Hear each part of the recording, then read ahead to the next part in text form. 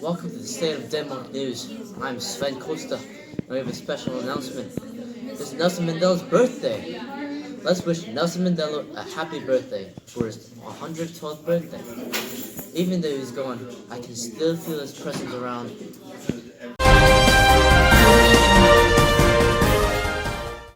We interrupt today's news with breaking news. I'm sure you fellas have all heard of the rich kingdom Elsinore located in Denmark.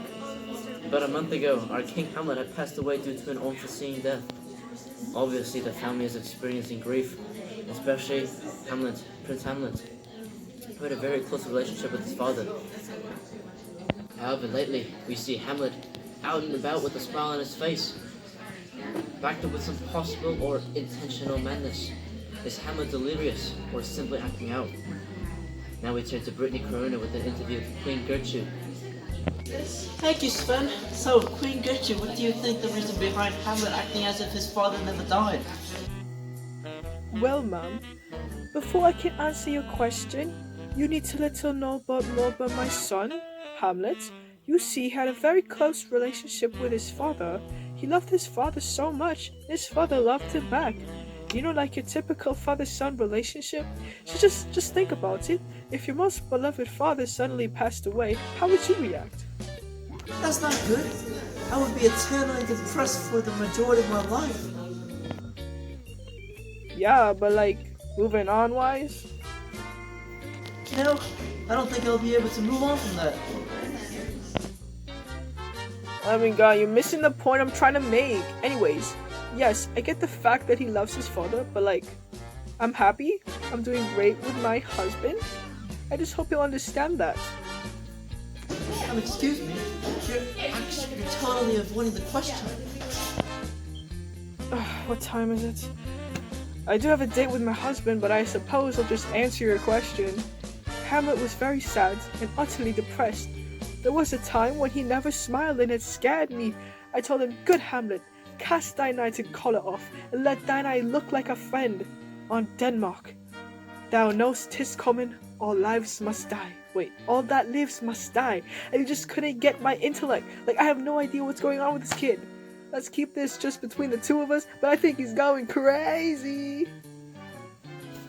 Okay, now, Your Majesty, do you think your son Hamlet is secretly hiding something behind his back? I most certainly hope not. I hope he keeps his grieving and that negative energy to himself, because the kingdom doesn't need to see that. The people most of all. The people.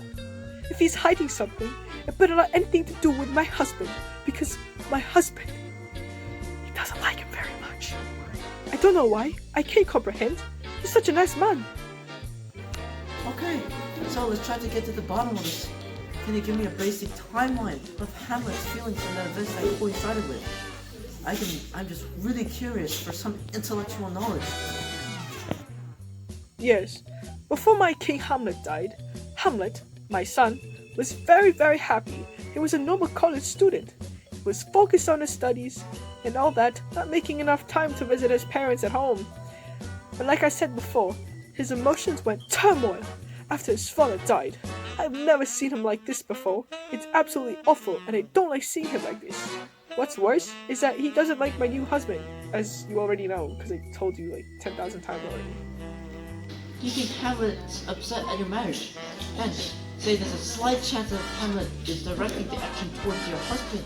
I'm not pointing fingers. There's only a what-if question. What do you think his motives would be? Well, the only reason he hates Claudius is because he basically took over the role as his father. That means the fact that he used to be an uncle, now father, is too much for my son to handle, I think. They never really seem to get along, and I can feel the tension between the two of them every time they talk. Thank you for your time, Queen Gertrude. Now, we're going to go to our King Claudius to see what he thinks of this Hamlet situation. Sir, what is your input on this case regarding Hamlet's well-being? Well, I feel like there are more important matters to discuss, such as another kingdom possibly invading us. But Hamlet hasn't been in an ideal physiological state. He's been wearing black almost every day, looking depressed, and frankly, it bothers me. Yes, I know his father just died, but he is no woman. He's very much capable of being a man and dealing with the situation, and unfortunately, he has been very uncooperative. I've scolded him for this, and told him 'tis unmanly grief. It shows a will, not a will, most incorrect to heaven, a heart unfortified, a mind impatient, an understanding simple and schooled.